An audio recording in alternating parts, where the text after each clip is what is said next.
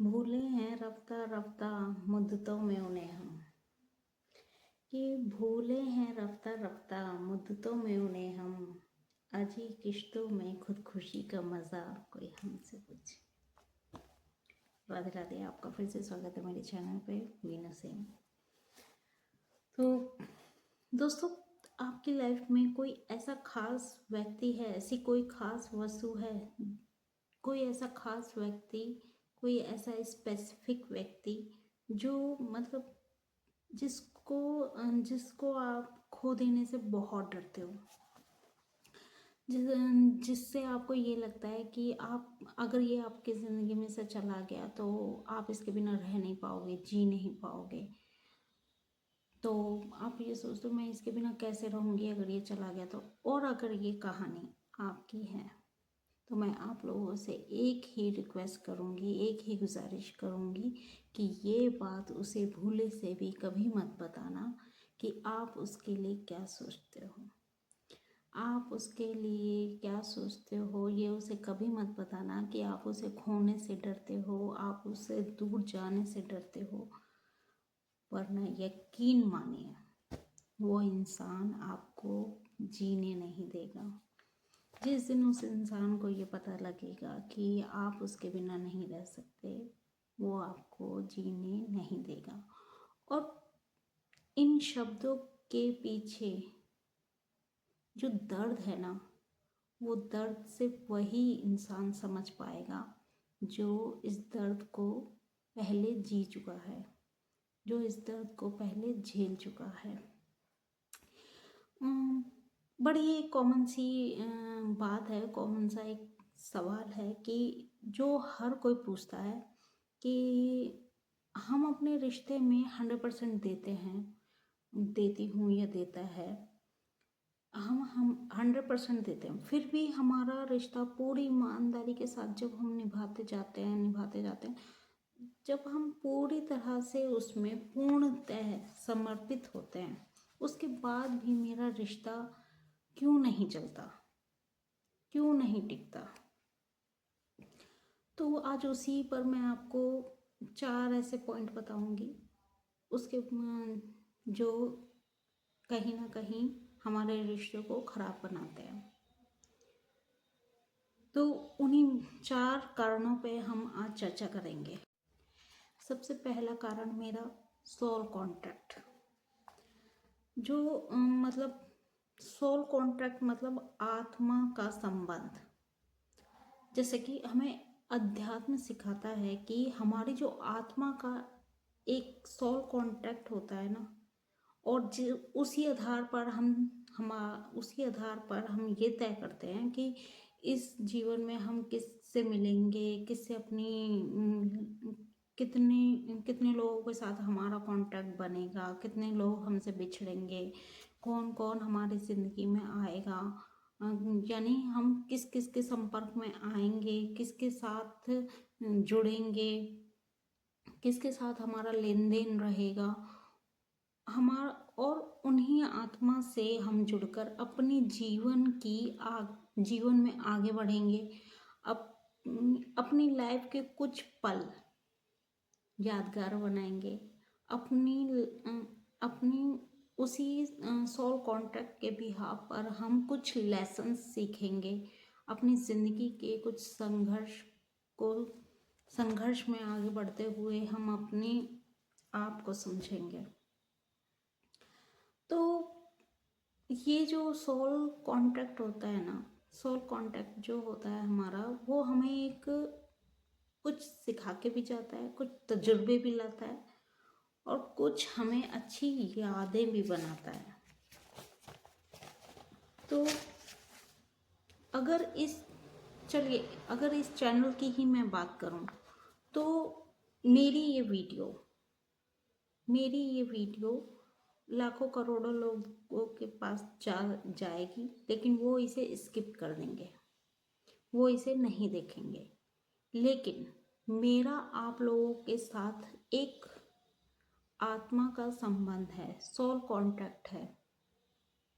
नहीं तो आप ही देखिए कि जब इस वीडियो को इस सुंदर भारत देश में करोड़ों लोग हैं, पर क्यों इस वक्त आप मेरी ये वीडियो देख पा रहे हो, क्यों आप तक मेरी ये वीडियो पहुंची है? तो बहुत सारे लोगों के सामने ये वीडियो आया होगा, लेकिन उन्होंने नहीं देखा होगा, वो स्किप कर गए होंगे।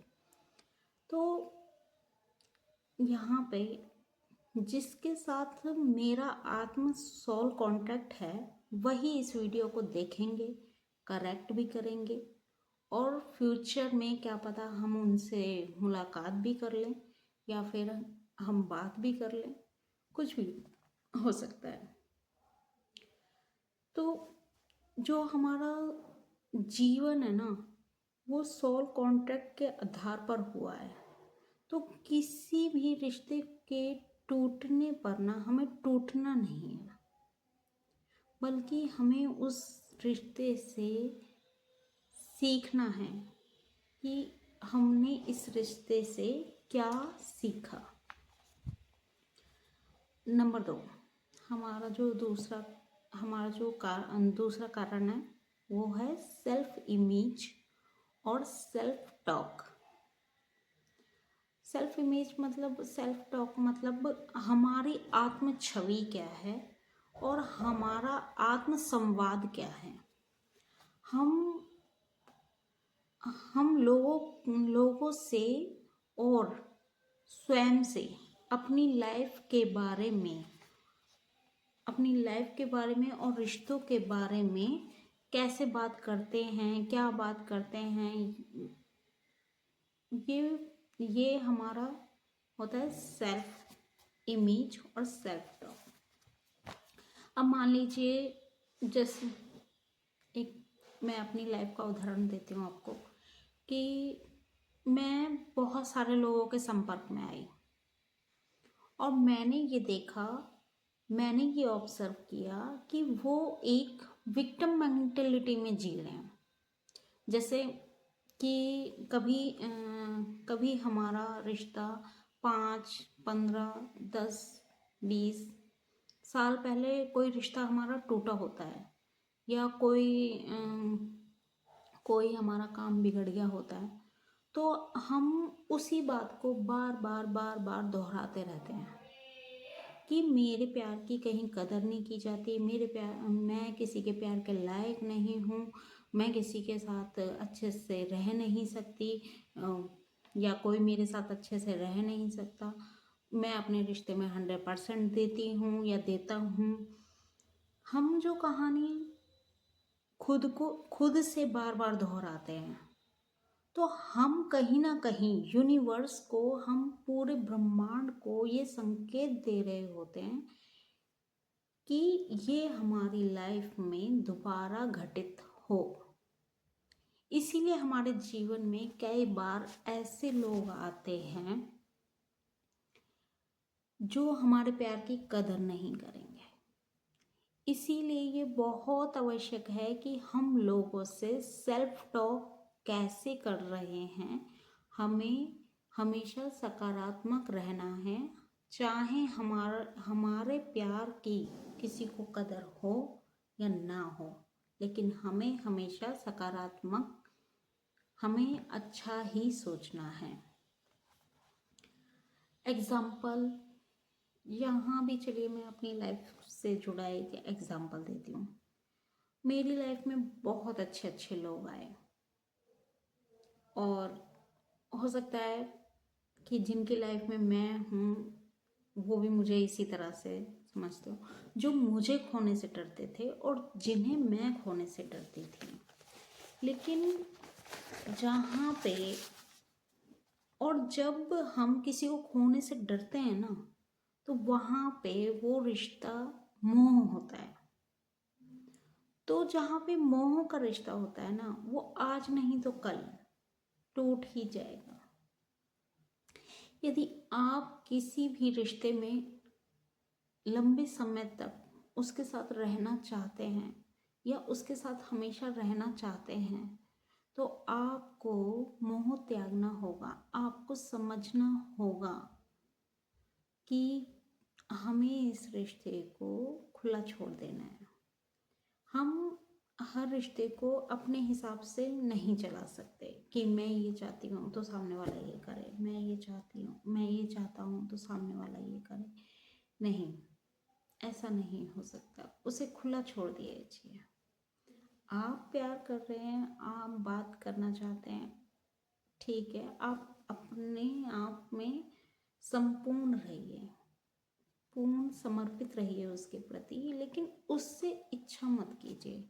अब यहाँ पे आपको खुद डिसाइड करना है कि आपको डिटैच होके उसे किस तरह से मोह से दूर करना है, मोह अपना रिश्ता कैसे निभाना है, डिटैच होके अपना रिश्ता कैसे निभाना है।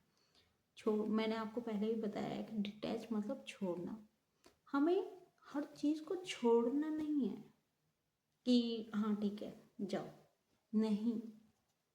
डिटैच मतलब हमें बस उसे उसकी आज़ादी देनी है, हमें उसे खुला छोड़ना होगा ताकि वो अपने आप को उस रिश्ते में बंधा हुआ महसूस ना करे और आपको कभी भी छोड़कर ना जाए। और इसका तीसरा कारण है वाइब्रेशन मिसमैच।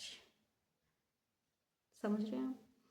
वाइब्रेशन मिसमैच का मतलब है कि जब हम किसी ऐसे व्यक्ति के संपर्क में आते हैं या हमारी शादी ऐसे व्यक्ति से हो जाए जिसके आचार विचार हमसे ना मेल खाते हों, तो वहाँ पे रिश्तों में बहुत ज़्यादा मशक्क़त करनी पड़ती है। तो जब समान लोग वाले समान तरह की वाइब्रेशन के लोगों के साथ उठना बैठना जब पसंद करते हैं ना, चलिए इसे एक उदाहरण से समझते हैं कि एक व्यक्ति जब दूसरे शहर में गया और उसे शराब सिगरेट पीने की आदत है, तो वो उस शहर में सबसे पहले जाके देखेगा कि शराब का ठेका कहाँ है, सिगरेट की दुकान कहाँ है।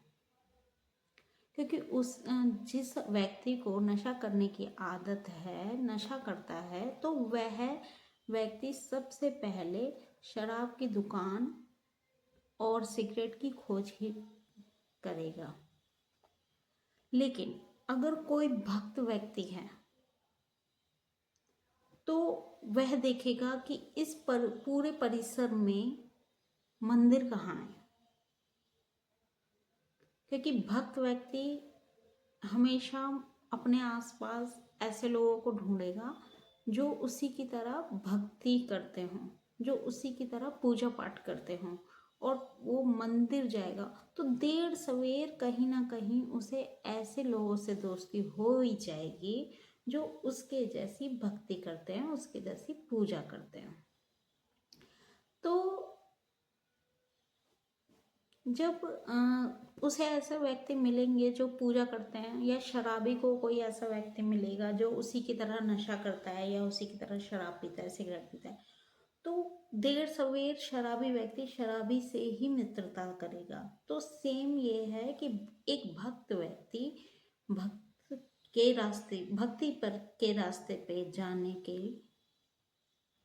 भक्ति के रास्ते जाने वाले लोगों को ही अपना मित्र बनाएगा। और जो शराबी कबाबी व्यक्ति हैं वो अपने शराबी कबाबी व्यक्ति से मित्रता करेंगे। यदि किसी कारणवश हमारी लाइफ में कुछ ऐसा चेंज हो जाता है या फिर कुछ परिस्थितियों की वजह से हमारे जीवन में बदलाव होने लगता है या बदलाव आने लगता है, और फिर हमें ऐसे व्यक्ति के संपर्क में आते हैं जहां हमारी वाइब्रेशन मिसमैच हो जाती है, जहां हमारी जो वाइब्रेशन है वो हमारी मैच नहीं होती। मतलब मैं भक्ति करती हूँ, अब सामने वाला मुझे ऐसा मिला है जो भक्ति नहीं करता, और मतलब उसका आचरण नहीं है भक्ति में जाने का। तो यहाँ पे हमारे विचार जो हैं वो मिसमैच हो जाएंगे, वो मिलेंगे नहीं, जिससे मैं उससे बात करूँगी, लेकिन उससे दूर रहने लगूंगी। तो यही यही कारण होता है कि जब ऐसे व्यक्ति के हम संपर्क में आते हैं, ऐसे व्यक्ति से हम मिलते हैं जो हमारे जैसा नहीं होता, या फिर हमारे जैसे उसमें एक भी क्वालिटी नहीं होती है, तो हम वहाँ पे रिश्तों को नहीं चला पाते। ज़्यादा टाइम तक, लंबे टाइम तक हम वहाँ पे रिश्तों को नहीं चला पाते। अब इसका चौथा कारण है, जो इसका चौथा पॉइंट है, मेरा फेवरेट पॉइंट, लाइफ पर्पस। अब समझिए, लाइफ पर्पस क्या है? जीवन का एक खास मकसद। दोस्तों, कई बार ऐसा होगा कि आप एक खास व्यक्ति के साथ समर्पित होकर रहना चाहते हैं, उसके साथ जीना चाहते हैं। वो कहते हैं ना कि तुमको जो हो पसंद वही बात करेंगे। तो व्यक्ति से सिर्फ यही चाहेंगे कि वो आपको सम्मान दे, प्यार दे, समय दे, लेकिन उस व्यक्ति के पास आपको देने के लिए ना तो सम्मान है, ना समय है, ना प्यार है। वो सिर्फ और सिर्फ आपको अपमानित करेगा, आपका तिरस्कार करेगा। तो यहाँ पे ये भी ना एक प्रकृति की ये नियति है, ये हमारी नियति का ही प्लान का हिस्सा है, क्योंकि आप अपनी लाइफ में एक छोटे विजन से अपने आप को देख रहे हैं। आप एक कमरे के बल्ब की तरह जीवन जीना चाहते हैं, जबकि आपके जीवन की वो पवित्रता, वो सुंदरता परमात्मा ने देखी है। वो आपकी इस लाइट को, जो आप सिर्फ कमरे तक सीमित रखना चाहते हैं, अपनी लाइट को, अपनी सूक्ष्मता को, अपनी पवित्रता को, तो अपने स्पार्क को, तो भगवान चाहते हैं कि वो आपकी इस लाइट को, अपने आपके इस स्पार्क को, आपकी इस रोशनी को स्टेडियम की सबसे बड़ी लाइट की तरह वो यूज करें। भगवान आपके स्पार्क को संसार के काम आए, आपको ऐसा बनाना चाहते हैं जिससे आपको लाखों करोड़ों लोगों उससे लाभान्वित हों, आपकी बातों से, आपके आचरण से। भगवान आपको सीमित विजन में नहीं रखना चाहते, इसीलिए आपकी जिंदगी में, आपकी लाइफ में कुछ ऐसे लोग आएंगे, कुछ ऐसी आत्माएं आएंगी जो आपके प्रेम की कभी कदर नहीं करेंगी। इसीलिए दोस्तों, यहाँ हम अटक जाते हैं, यहाँ पे हम उलझ जाते हैं। लेकिन हमें यहाँ पे उलझना नहीं है, अटकना नहीं है। आपको अपनी बिगर पिक्चर को ध्यान में रखते हुए, आपको अपनी पिक्चर को ध्यान में रखते हुए ये सोचना है कि मैंने अपने रिश्ते को अच्छाई से और सच्चाई के साथ निभाया, पूरे समर्पण के साथ निभाने की कोशिश की, समर्पण के साथ निभाने की काबिलियत है, तो फिर ईश्वर मुझे एक दिव्य योजना के तहत यूज करना चाहते हैं। उसके लिए हमें शरणागति के भाव से जीना है।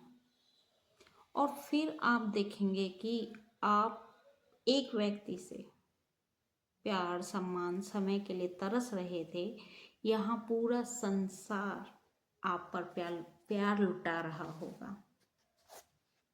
तो ये बात मेरी हमेशा याद रखेगी कि अपने आप को हमें कभी भी नेगेटिव पॉइंट में नहीं ले जाना, हमें हमेशा सकारात्मक रहना है। चाहे हमारे रिश्ते टूटें, चाहे हमारे रिश्ते बने, लेकिन हमें हमेशा उन्हें सुधारने के लिए, उन्हें बनाए रखने के लिए हमेशा हमें सकारात्मक सोच रखनी चाहिए। राधे राधे।